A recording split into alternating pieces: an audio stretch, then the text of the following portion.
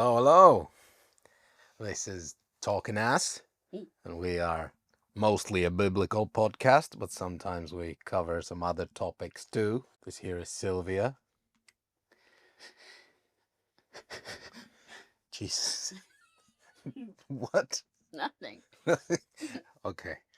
You have a new title for yourself. What are you called these days? Sylvia, regional coordinator of boundaries. Okay. What's your region? Oh, my region. This region. Coordination of the boundaries of this studio. That's the region you're in charge of. Okay, cool. Did Gary give you that title? I cannot speak about Gary due to some Yeah. court cases. For our new followers, we have a few new followers. Welcome, and Gary is our money guy in the Cayman Islands. If you didn't know. First of all, I have some takes. Ryder Cup. It's fucking golf. I know, whatever, but it is an exciting event. I would say, regardless of what happens in it, it is the most exciting golf can get, and it might be one of the premier sports events in the world. Now, it doesn't always present like that because it's been a blowout every time in recent years. And this year, it was so the away team has not won. It's the US against Europe. And yes, for all the Americans, they had to bring in an entire continent to make this even remotely exciting, because the US is obviously the best country in the world of sports. Well, it's just smaller than that. They beat China in the Olympics. The most exciting event was actually the medal. Yeah, now in golf as well. Scheffler won in the Olympics, but in the Olympics, the most exciting event was actually for me was the medal table itself, because it came back. It came down to the very final seconds of both the women's and men's basketball that were contested on the last days, and not only is basketball, well, it wasn't meant to be that exciting because it's America's sport, so it's nobody else plays it, so they should have won it. But it came down to the final seconds and stuff, or final minute at least, and they just inched out China to be the number one best ever tremendous country For of sports basketball. of basketball. Yeah, So I'd say they're good at that, and they're good at being like flabbergasted. and they're extremely good at golf because so what happened is that this one looked like a massive blowout again, but this time for the away team, which is incredible. The Europeans were in the team format, they were insane, and they were about to deliver like the most embarrassing loss in the history of the sport until the final day when they play as individuals. And the Americans are way better golfers. Yeah, they're way better golfers just by themselves playing their own ball, playing with their own balls. All they do is that, really, isn't it? Yeah, they're very much solo ball fiddlers. Yeah. Oh, no, you're And they almost came all the way back from like 8 points behind to deliver an all-time embarrassment to the other side, who had like the biggest lead in history going into the singles. But yeah, because of the Ryder Cup, Talking Ass had to join Twitter X Twitter Twitter. What? Yeah, so we're there. If you're making the very questionable decision in your life to be on Twitter, then you should find Talking Ass there as well. We have a few followers already, probably Chinese bots, but But hey, if they reply, all good. yeah. But yeah, join them there, Who and isn't one? I had some spicy takes there. I bet you did. It's like commenting on A, Ryder Cup, B, Middle East, and how toxic that feed gets because you pick those two topics is just insane. It's like really angry sports people and then like really hateful human beings, or just like real vile hatred. A third little intersection is the Ryder Cup type people Yeah. who are not normal golf people. No, there's yeah, exactly, like Hooligans of the golf scene. yeah, and like just unknowledgeable people who don't follow the sport with really silly takes. But yeah, Twitter is poison. I do have to say that a couple of things about it though. Number one, I'd like to say to the American, like especially the superstars, like Scotty Scheffler and Bryson DeChambeau, I just have a question. Are you And do you want to be an athlete or just some kind of mayonnaise? Really nice. Yeah. Which do you identify as? Because that was goddamn embarrassing. Scotty Scheffler lost all 4 of his matches in the first 2 days, and he has won everything in golf for a few years now. He's the best golfer since Tiger Woods statistically. Not as fun to watch and all that. A bit boring, a bit Jesus-y. He even looked like he'd hit the ball and then look inside himself and be like, "Who am I anymore? This isn't working." Yeah, I know. And he has the worst cry face of all time when he's doing poorly. No, Rory McIlroy's when he plays poorly, that's the worst. Like You feel it for him, don't you? It's like Yeah. sad to see. Yeah, but Rory's the same. He slumps For his him, shot. I don't see. Oh well. Yeah, when Rory was now he's had a great year, but when he had some of his years that he wasn't so happy with, when he plays poorly, he like slumps his shoulder and his walk goes all like sad little boy. That to pull the dog when he walked it, like stick to get like really patient. Yeah, he has, Pets and he has a Saint Bernard. Like, yeah, he looks like he has a Saint Bernard dragging it. he wasn't clearing up after it as the match anymore, and his socks got holes in it. I do worry about him. Yeah. And then in this case, I do have to, of course, the Ryder Cup split people on left and right wing and all of that.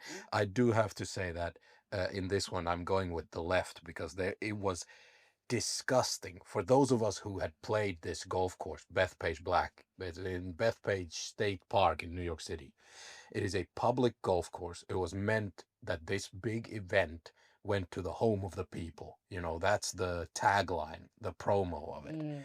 And okay, home of the people, the tickets, the whole experience, like with transport, not to even mention accommodation, but with transport, a few beer, and a memento or souvenir of some kind, and the ticket price, you would have spent thousands of dollars. It was, and I'm not joking, it was literally thousands. Just what people were there. It was just a bunch of corporate, like bankers and BMW reps who were like, who didn't actually give a damn, because when it started to get a bit tough, or no, when it was like tough for the Americans, and then tougher, and then tougher, and then like 4 toughs in, yeah, everyone just started to go. Oh yeah, when the US was losing badly in the beginning, the first 2 days, they were just quiet, and the only thing they could do was yell like really offensive abuse to the Europeans instead of supporting their There was own. a couple of beefs as well, wasn't there? There was like Rory calling security on some hecklers because he was getting like booed and commented on, and then there was beef between DeChambeau and Justin.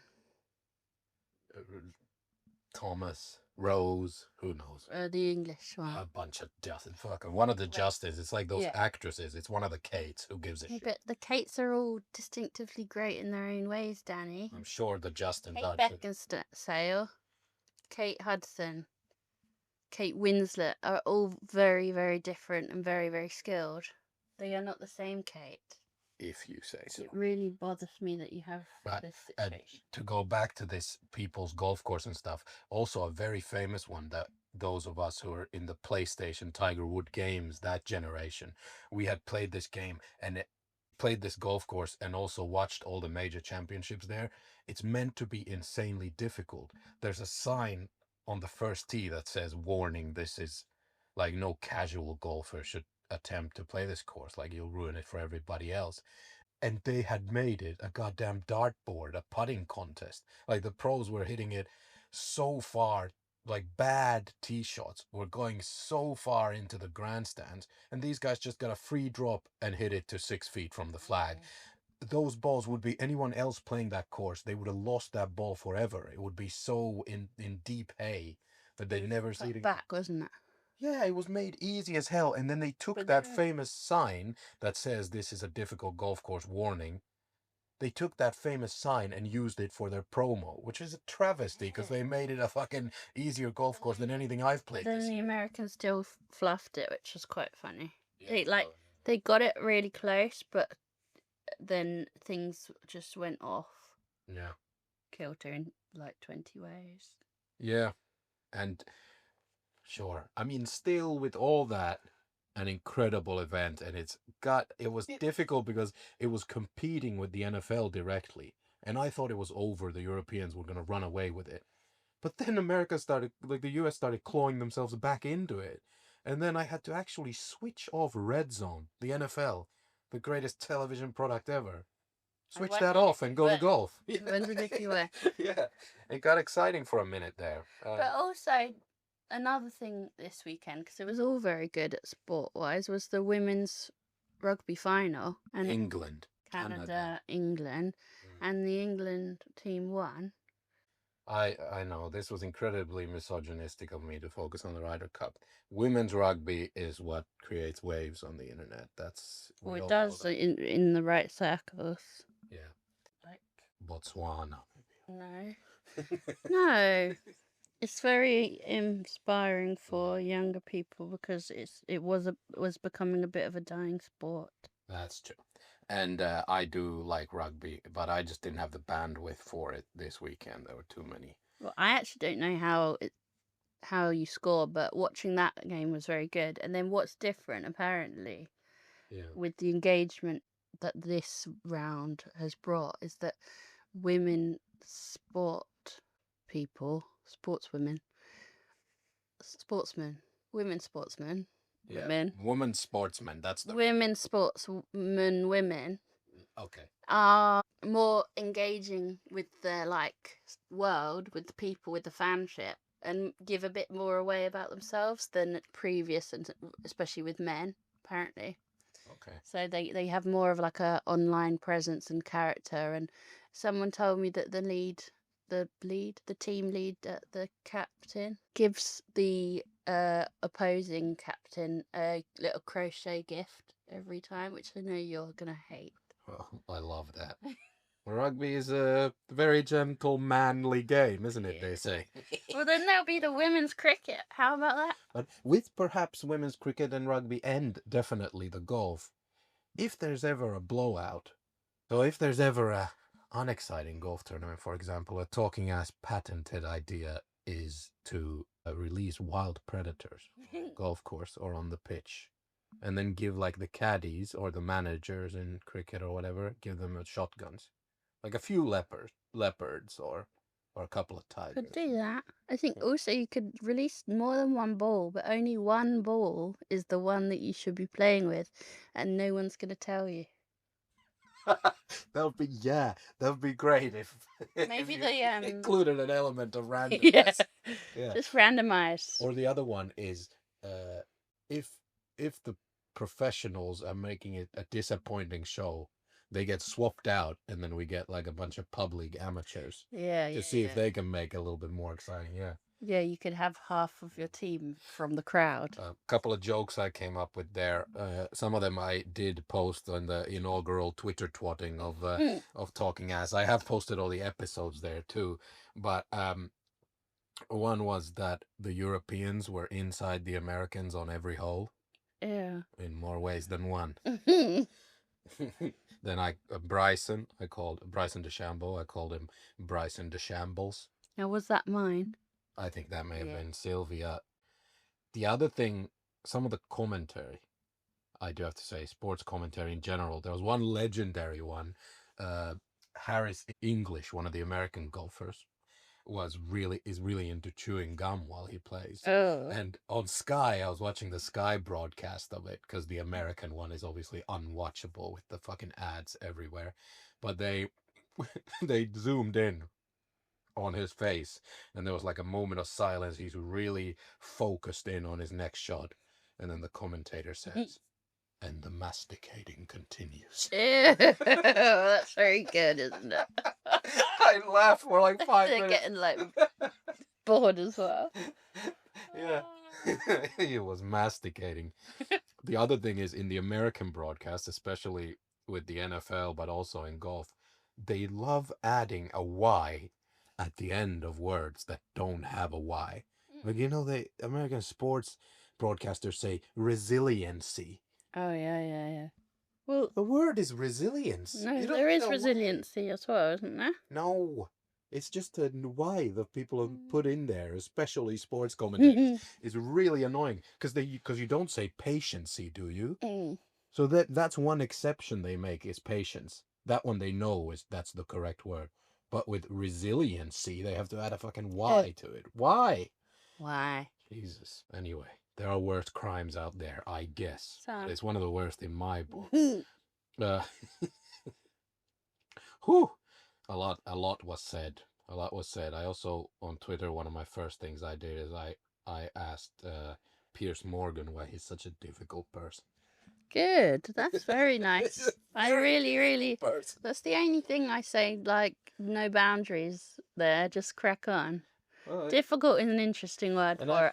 There are others I would go harder. He can't come at me for some harassment because I formulated it as a question. Like, you're quite a difficult person, aren't you? The problem is that he'll be like, oh, someone's looking into me. I doubt he'll see it. Then eels, obviously. I know everyone's been on this. We will need a deep dive into eels. Hold on, what? I don't know. Our eels are super fascinating. The electricity in them. Oh yeah. And then also there are some people who claim that we don't know where they come from. Oh, of course. Oh, conspiracy. We love that. No. As in, not that they're aliens, although they might be. I mean, literally, when new eels are born, they have not bred them in captivity, or at least some species. Oh. But there is this serious thing where at least certain species of eel, we have never witnessed them breed in captivity or in the wild. Like in the captivity, they just don't want to do it. And in the wild, they just appear from somewhere and no one sees it happening. Oh, they're quite private sexual creatures.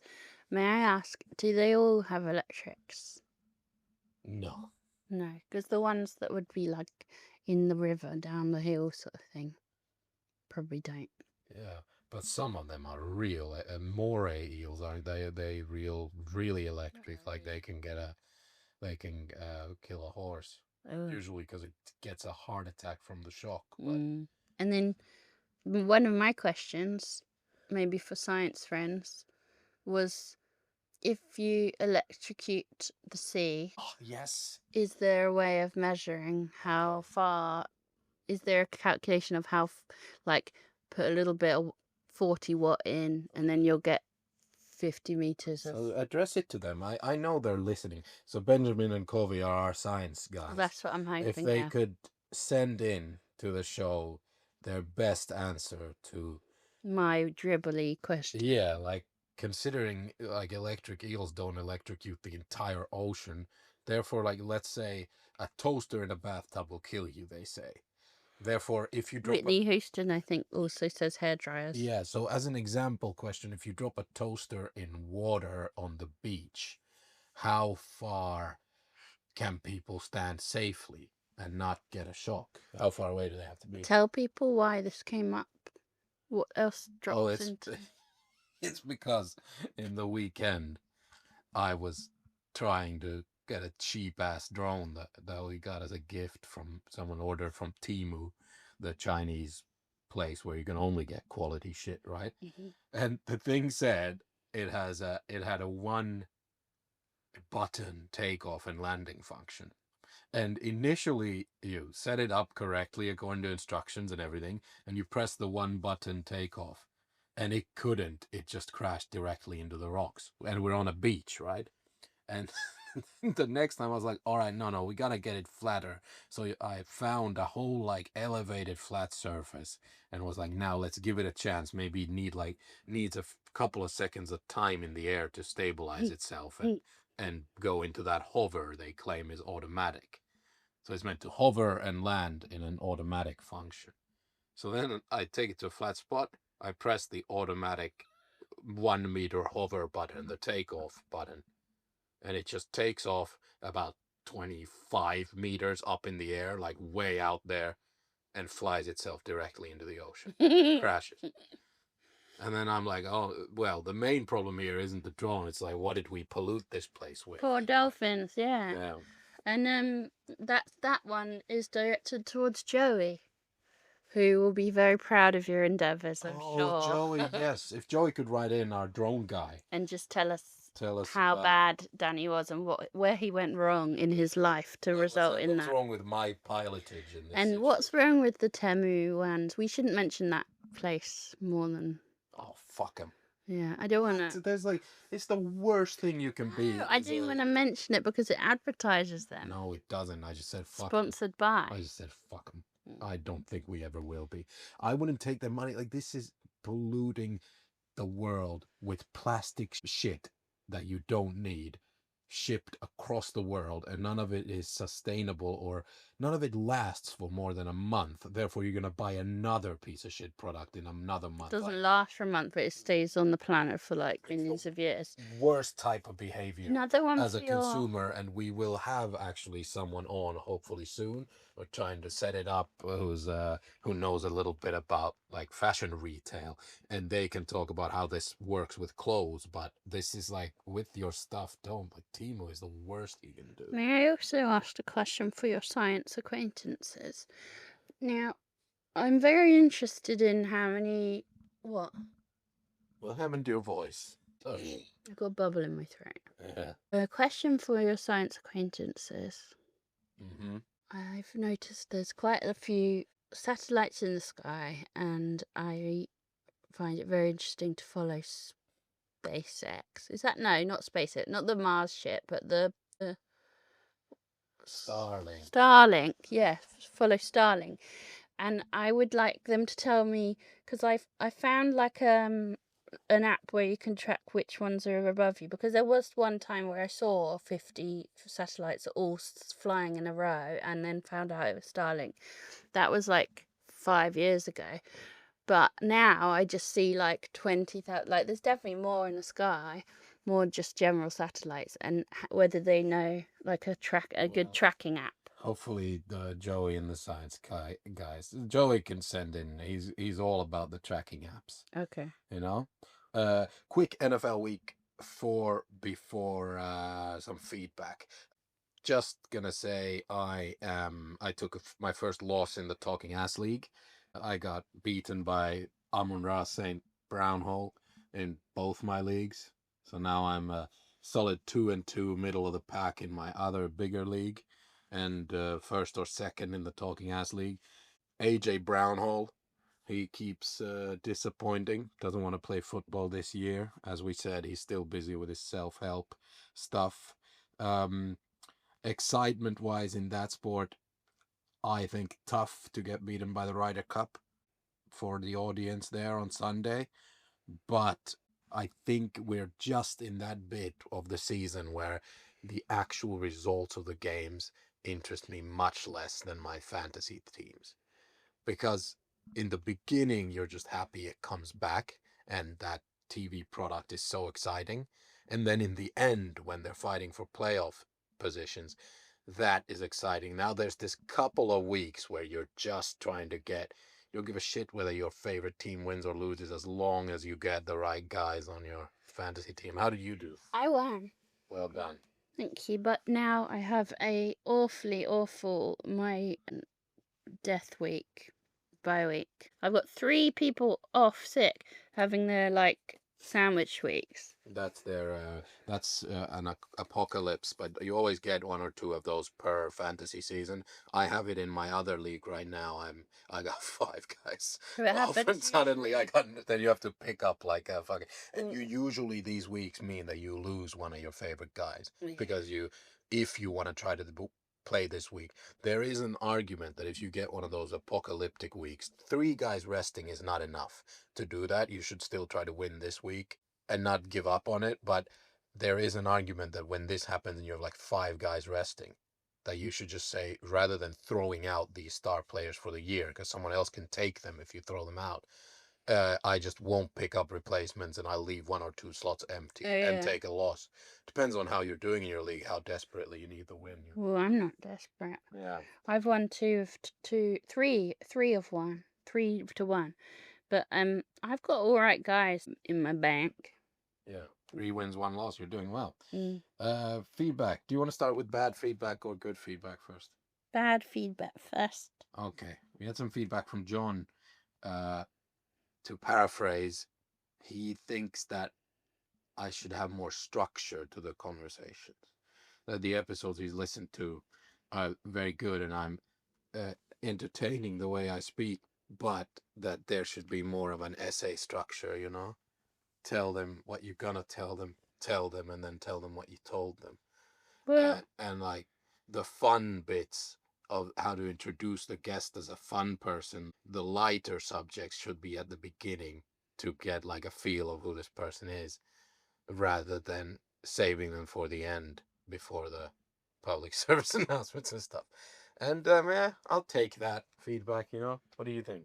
I think it is quite interesting. It's quite hard to navigate a conversation into the right direction, but it definitely is good to like do talking beforehand with someone and then identify a key section of their world to look at. But I know that that is easier said in theory than in reality. Yes, and I think a couple of people who have wanted a phone call before the recording, I think it's ended up being beneficial. Like, for example, Yeah. a very good episode is Rowan, our trans correspondent, that we had a long phone call before recording. So there is that, Yeah. but then you lose a little bit of the authenticity of like now people can hear the awkwardness of a first interaction if I And meet people directly through the recording. and when you're with your science pals, it's often quite mad and it goes all over the place Yeah, because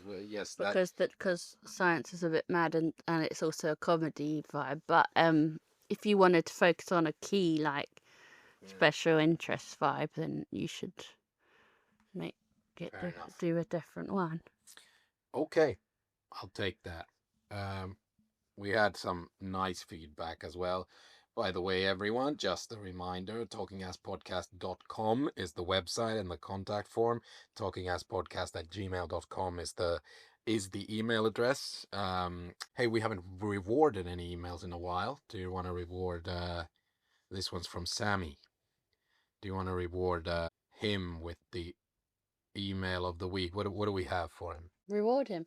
Oh, we have a custom made dog coat with Talking Ass logo on it.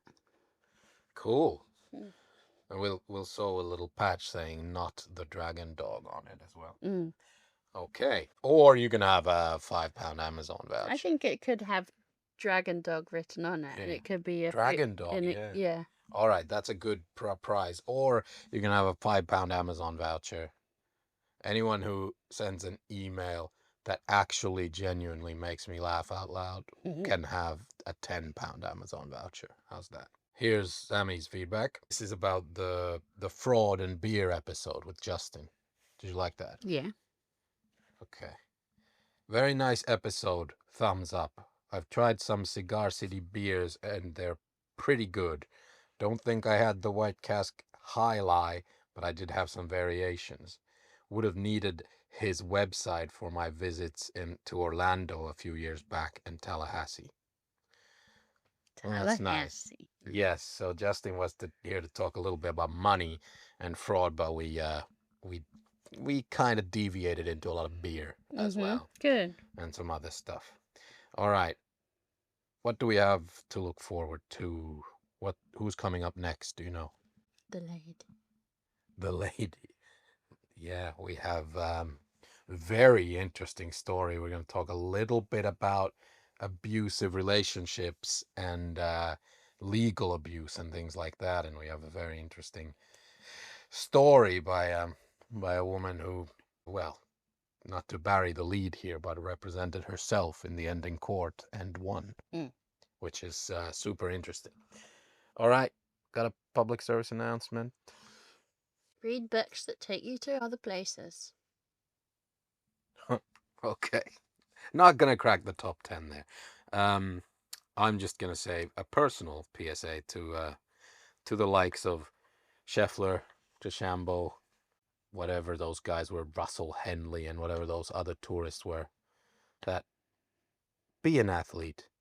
Don't be some kind of burger sauce. Mhm. Don't be a relish.